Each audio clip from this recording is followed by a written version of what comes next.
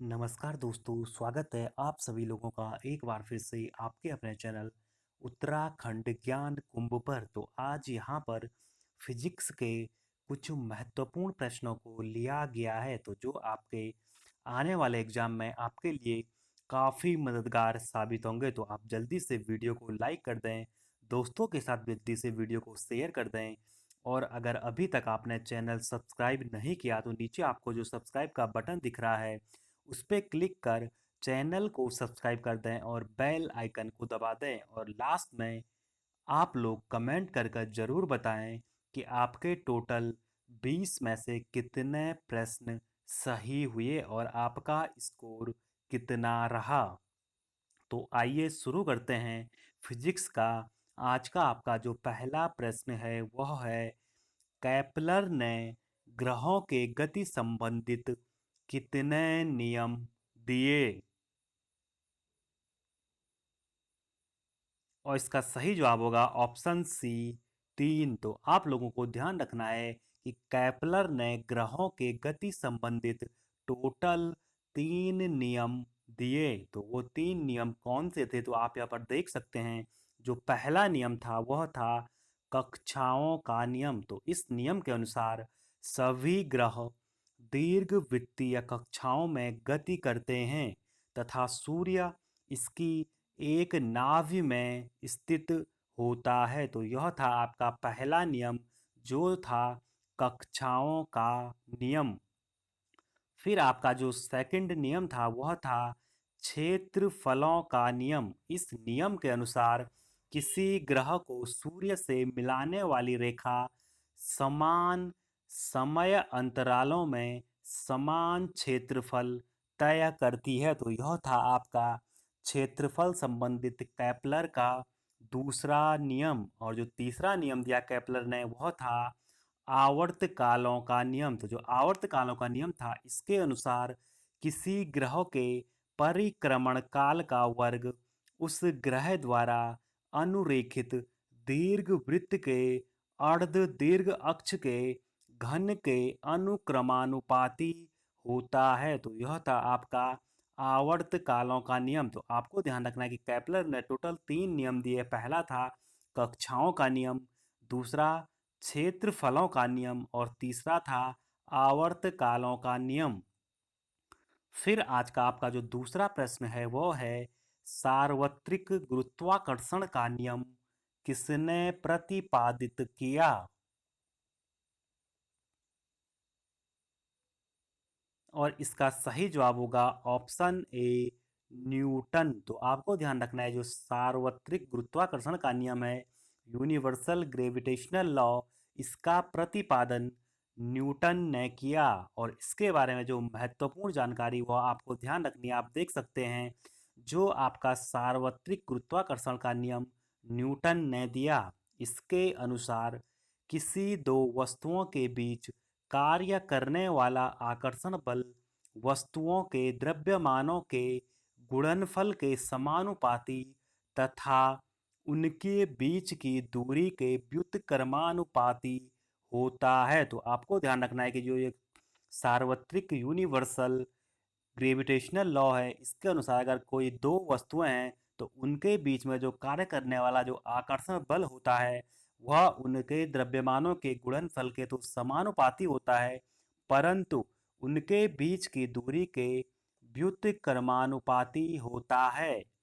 और अगर आपको मैथ्स की लैंग्वेज में कहा जाए तो आप यहाँ पर देख सकते हैं, ये फॉर्मूला होता है F=G×M1 M2 upon are square. तो यहाँ पर जो आपका G, तो आपका जो कांस्टेंट है M1 और M2 आपके वो दो द्रव्यमान है और R उनके बीच की दूरी है। तो आपको ध्यान रखना है कि होता है F=G/M1 M2 upon are square. तो यह आपका न्यूटन का गुरुत्वाकर्षण का सार्वत्रिक नियम है। तो आप सभी लोगों को वीडियो अच्छा लग रहा है तो वीडियो को लाइक करें और हमें सपोर्ट करें। सपोर्ट करने के लिए आप जितना ज़्यादा हो सके वीडियो को अपने दोस्तों के साथ अपने व्हाट्सएप ग्रुप में शेयर करें और हमें सपोर्ट करें, जिससे कि आपको जो है ऐसी वीडियोज लगातार मिलती रहे। फिर आज का आपका जो अगला प्रश्न है वो है, प्रकाश का तरंग सिद्धांत किस वैज्ञानिक ने दिया? और इसका सही जवाब होगा ऑप्शन सी, क्रिश्चियन हाइगेंस। तो आपको ध्यान रखना है कि प्रकाश का जो तरंग सिद्धांत है इसका प्रतिपादन क्रिश्चियन हाइगेंस नामक वैज्ञानिक ने किया। फिर आज का आपका जो अगला प्रश्न है वो है, गुरुत्वाकर्षण बल होता है। तो आपको बताना है कि जो गुरुत्वाकर्षण बल होता है वो किस प्रकार का बल है। और इसका जो सही जवाब है वो है ऑप्शन बी, आकर्षी यानी अट्रैक्टिव। तो जो गुरुत्वाकर्षण बल होता है यह आकर्षी बल का एक प्रकार है, क्योंकि यह जो जितनी भी वस्तुएं होती है इसके कारण वस्तुएं इसकी ओर खिंची चली आती है, तो इसीलिए इसको जो है आकर्षी बल का यह उदाहरण है। फिर आज का आपका जो अगला प्रश्न है वो है, यदि किसी पिंड पर लगने वाला नेट बाह्य बल शून्य हो तो उस पिंड का त्वरण कितना होगा?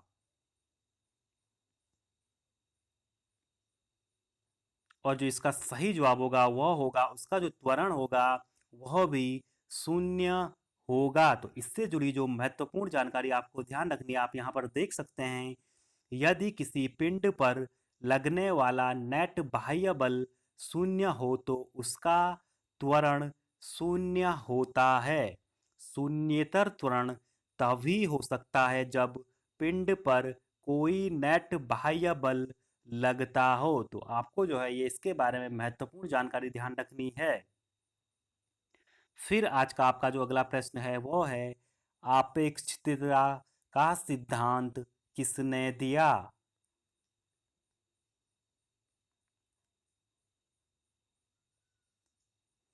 और जो आपका सही जवाब होगा वो होगा ऑप्शन ए, न्यूटन। तो आपको ध्यान रखना है कि आपेक्षिकता का सिद्धांत न्यूटन ने दिया। फिर आज का आपका जो अगला प्रश्न है वो है, इलेक्ट्रॉन वोल्ट किसका मात्रक है?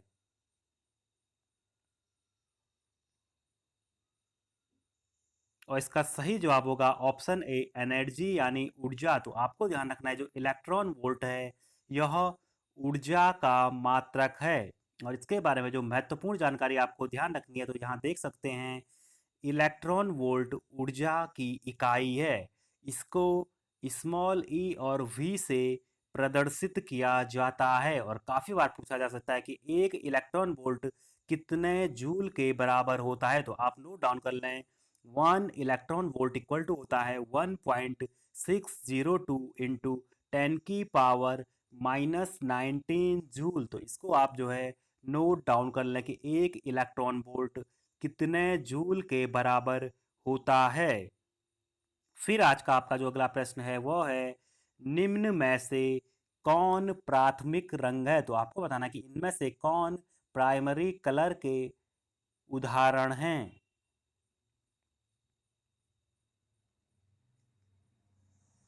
और आप लोगों का जो सही जवाब होगा वह होगा ऑप्शन बी, नीला, हरा व लाल, ब्लू, ग्रीन एंड जो रेड है, यह आपके जो प्राइमरी कलर हैं वे ये 3 कलर होते हैं।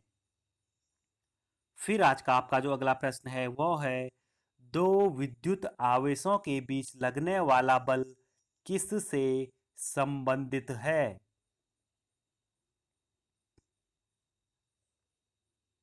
और इसका सही जवाब होगा ऑप्शन सी, कूलाम का नियम। तो जो कूलाम का नियम है यह दो विद्युत आवेशों के बीच लगने वाला बल से संबंधित है। फिर आज का आपका जो अगला प्रश्न है वो है, इलेक्ट्रॉन का द्रव्यमान होता है। तो आपको बताना है कि जो इलेक्ट्रॉन होता है इसका द्रव्यमान कितना होता है।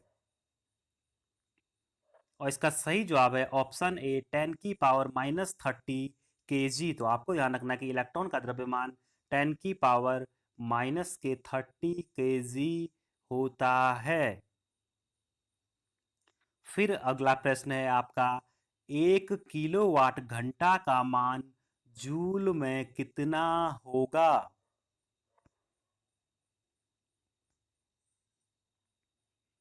और इसका सही जवाब होगा ऑप्शन डी 3.6 इंटू 10 की पावर 6 जूल। तो आपको ध्यान रखना है कि 1 किलोवाट जो घंटा होती है इसकी वैल्यू जूल में होती है 3.6 इंटू 10 की पावर 6 जूल। फिर अगला प्रश्न है आपका, जब कांच की छड़ को रेशम से रगड़ा जाता है तो छड़ पर कौन सा आवेश आता है? और इसका सही जवाब होगा ऑप्शन बी धनावेशित हो जाती है। तो आपको ध्यान रखना है कि जब भी आपकी कांच की छड़ को रेशम से रगड़ा जाता है तो आपकी जो कांच की छड़ होती है इस पर धनावेश उत्पन्न हो जाता है।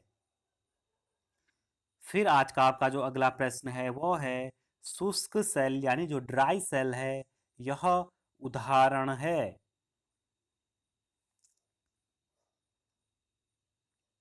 और आपका सही जवाब होगा ऑप्शन ए प्राथमिक सेल यानी प्राइमरी सेल। तो आपको ध्यान रखना है जो शुष्क सेल है यह प्राथमिक सेल का उदाहरण है। और आपको ध्यान रखना है कि प्राथमिक सेल वे सेल होते हैं जिनको हम एक बार यूज करते हैं, दोबारा इनको जो है चार्ज नहीं किया जाता। तो इस प्रकार के सेल को प्राथमिक सेल कहा जाता है। तो आप सभी लोगों को वीडियो अच्छा लग रहा है, वीडियो को लाइक करें, दोस्तों के साथ वीडियो को शेयर करें।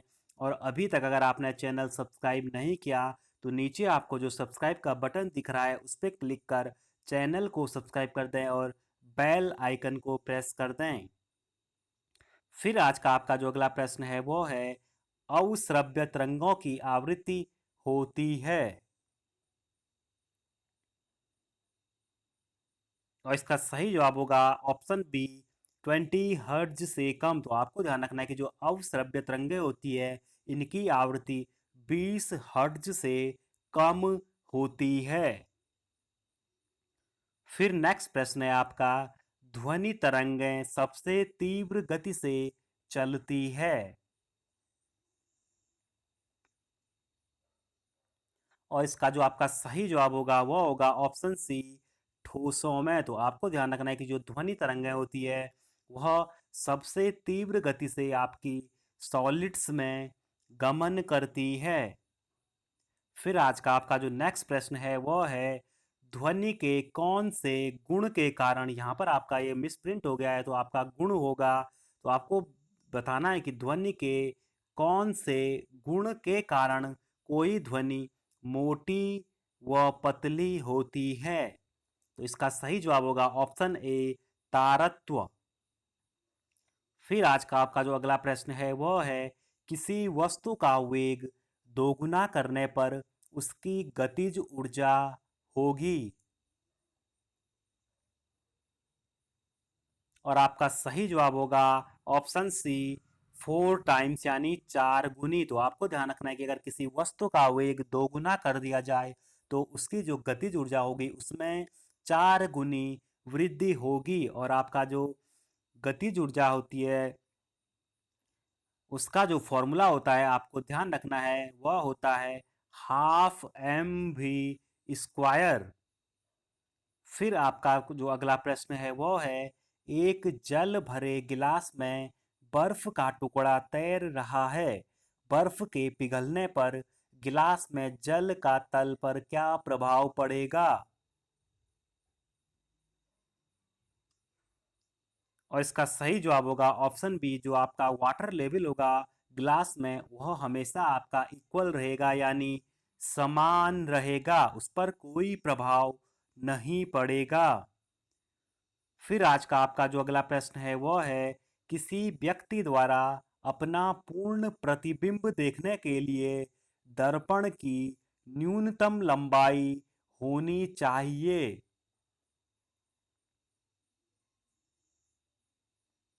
और इसका सही जवाब होगा ऑप्शन ए व्यक्ति की लंबाई की आधी। तो आपको ध्यान रखना है कि अगर किसी व्यक्ति को अपना पूरा प्रतिबिंब दर्पण में देखना है तो उसके लिए जो दर्पण की लंबाई होनी चाहिए वह व्यक्ति के लंबाई के आधे के बराबर दर्पण की लंबाई होनी चाहिए, तभी व्यक्ति अपना पूरा प्रतिबिंब दर्पण में देख पाएगा। फिर आज का आपका जो अगला प्रश्न है वो है, चंद्रमा पर गुरुत्वीय त्वरण का मान पृथ्वी के गुरुत्वीय त्वरण का कितना होता है? Option A 1/4, option B 1/5, option C 1/3 and option D 1/6। तो आप सभी लोग इस प्रश्न का जवाब कमेंट बॉक्स में देकर बताएं कि चंद्रमा पर पृथ्वी के गुरुत्वीय त्वरण का कितना मान होता है। तो आप सभी लोग इसका जवाब कमेंट बॉक्स में दें और साथ ही में यह जरूर बताएं कि आपके जो टोटल 20 प्रश्न थे उसमें से आपका स्कोर कितना रहा। तो आप सभी लोगों को वीडियो अच्छा लगा तो वीडियो को लाइक करें, दोस्तों के साथ वीडियो को शेयर करें और अभी तक आपने चैनल सब्सक्राइब नहीं किया तो नीचे आपको जो सब्सक्राइब का बटन दिख रहा है इस पर क्लिक कर चैनल को सब्सक्राइब कर दें और बेल आइकन को प्रेस कर दें।